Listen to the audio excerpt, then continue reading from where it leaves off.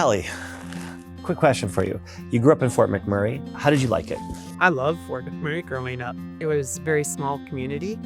I grew up realizing that this is where my family was from. Anytime we went anywhere, we were running into family, friends, community as a whole. I enjoyed Fort McMurray when I was a young child. I enjoyed Fort McMurray as a young adult, and I love Fort McMurray now.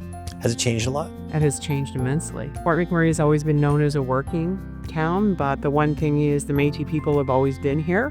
We're not going anywhere. This is our community. We are traditional land people here. The rivers brought some of the Métis people here, and some of them stayed, some of them carried on. For those that have stayed, I mean, we've got an amazing community. So I've been here almost just around 20 years now. I have to say, like, in some ways, I like it a little better now. When I moved here, it was just around the boom time. It would take you forever to drive downtown. But it did take me quite a bit of years before I felt part of the community.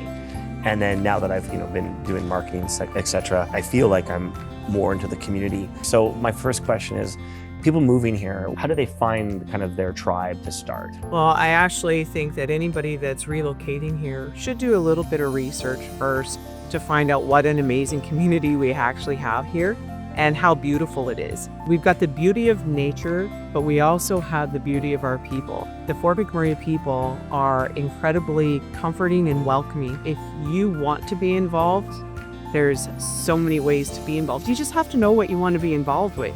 There's tons of committees to be sitting on. There's 150 ways to volunteer and to give back to community.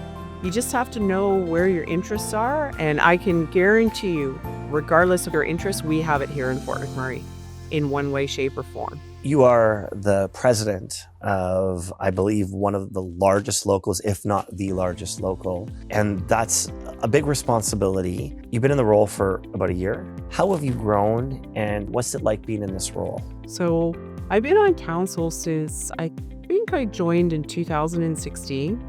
And I assumed the president's role on February 9th with the resignation of the previous president, the late Peter Hansen. It's a huge responsibility because every decision, every conversation, every thought is always about the nation as a whole. And we are the largest local Métis community in the region. We currently have well over 850 members. We know that there's well over 1,300 Métis provincial card carriers within our district. The president's role is one of the toughest roles that I've ever been faced with, next to motherhood, but it's also very rewarding. It's very rewarding to work with other council, other elected officials. It's very rewarding to work with administration so that we can deliver on the vision that is set out with the strategic plan. It is very rewarding to see our community members, our Métis members, receive and accept all the hard work that is being done for them. We have two sides of it. We have a very strong traditional, cultural, knowledge-based community that we do not want to lose. And we also have the business side of things. And that's industry relations and the government relations piece, making sure that we're being environmentally responsible, but that industry is also being environmentally responsible. We have so many traditional land users within our membership, and we have a responsibility to them to make sure that we're doing things the right way for the right reasons, in the right direction, with the right people. So it's not a role that I take lightly. It has virtually consumed me as an individual, for sure. Why do you do it? That's a great question. Why do I do it? A passion for my Métis culture. I was raised knowing I was Métis, and I was fortunate because I didn't face any sort of racism growing up here in Fort McMurray. And understanding that regardless of where you are in the Indigenous bloodline, skin tones change, but that doesn't make you any more or any less Indigenous, and it doesn't make you any more or any less Métis. I would be considered probably on the fairer side of Métis, and I do know that I went to school with other folks that were a little darker skinned than I was. Unfortunately, they face that racism. It saddens me, and I like to think that we're in a a place that we're moving forward and that we're putting an end to that. I know it still exists, but we have a responsibility to make sure it comes to an end. I have a passion to continue to learn my history, to continue to share the knowledge that I have, continue to share our culture, not just with our own Métis people, but with community as a whole, with the world as a whole. Métis people are very unique people. I think we have an amazing story that needs to be shared. You hear people talking about encouraging cultural experiences, economic reconciliation for Métis and Indigenous. The Cultural Center, when it's finished in a couple years, I believe from the bottom of my heart that this will change the fabric of Fort McMurray in a way. Pretty much every Métis person that I know has become a friend and a role model, and some of the most successful business people. To kind of quote what Doug Losky said to me one time, he told me one time that his father said that you're kind of in between two worlds, and neither world's going to 100% accept you, but you can take bits of both and become successful. And my favorite event that I go to, and maybe I'm honored to be invited to, be the 4th year in a row now, is the McMurray Métis Elders Christmas Party, because it's such a cool event. Respect for elders is something that I think is so important. I really find that, particularly the Métis, but also all Indigenous, that the elders are so important, that knowledge, that history. Tell me about your role models, your elders that kind of got you in this path. And you're not quite an elder yet, but you're definitely a role model. Thank you for that. I like to think that I'm a role model, not only for my children, but for other Métis women, for our Métis youth, but also for Métis men. I had a lot of men compliment me on work ethic. My role models, first and foremost, my parents. My parents were both extremely hard workers. We grew up at a time that we didn't have everything, but we had everything that we needed. And my parents worked very hard to make sure that was available to myself and my siblings. I have one sister and one brother. I am the eldest. My mom she's one of our elders. She's still one of the hardest working individuals I know. She continues to volunteer her time with our local. She continues to be a mother to her 3 kids and an amazing cookum to her grandkids. My grandparents were very hard workers, both on my mother's side as well as my father's side.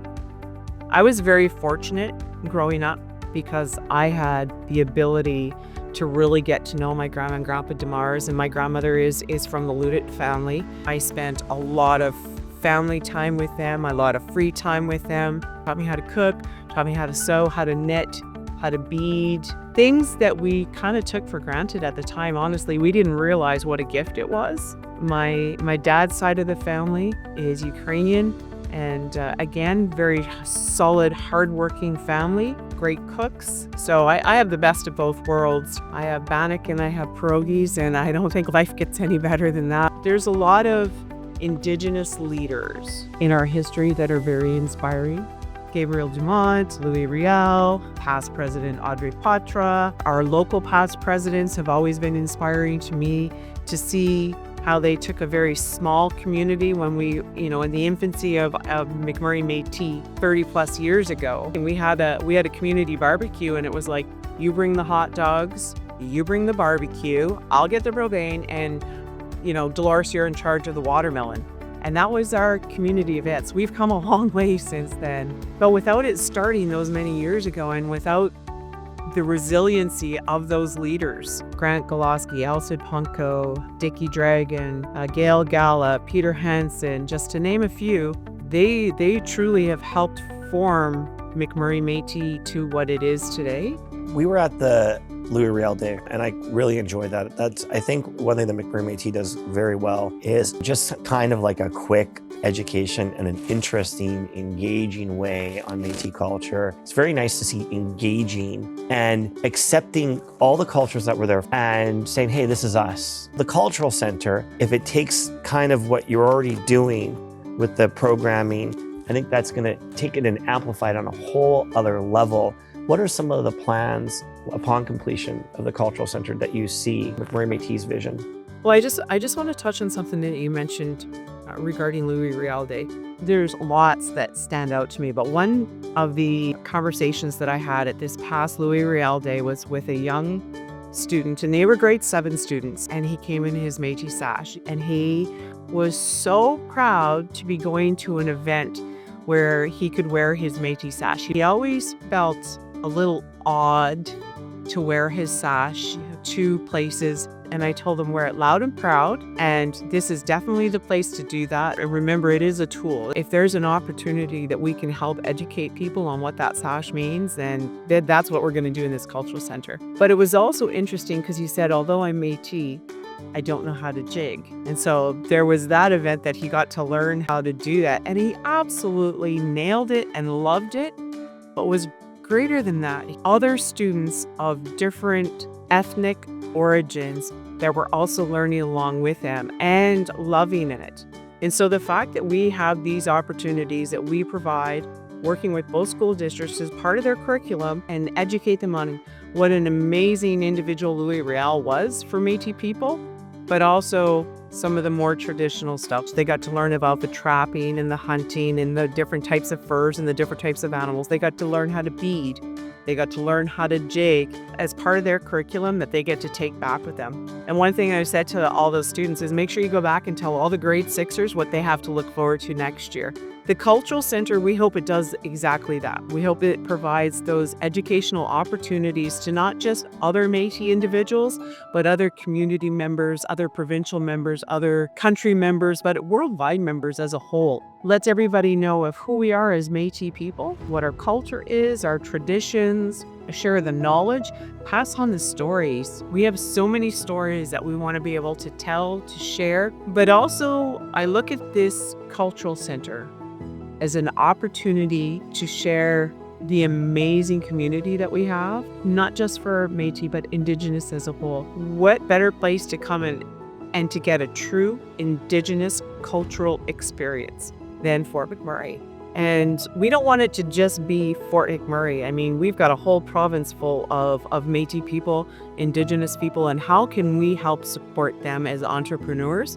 And I think it's very doable. One of the things that I had mentioned to a Jasper crew currently with their rebuilds since their wildfire, and it being such a big tourism hub, is we were there. We were there in 2016. The difference is we're not the tourism hub that Jasper is, but I think we have a lot of the same beauty that Jasper does. We have some beautiful trees, some beautiful forests. We have the 6 lakes. We have an amazing river system. We have the wildlife. We have a community full of amazing people, and we have the opportunity to just showcase that. So I said to Jasper, you send us your tourists, we'll send you our tourists, and we'll just make sure that that highway stays busy, and we tell them to stop everywhere along the way. And not just ending here, but we want to go north. We know that we have a lot of Indigenous north, and we want to be able to support that.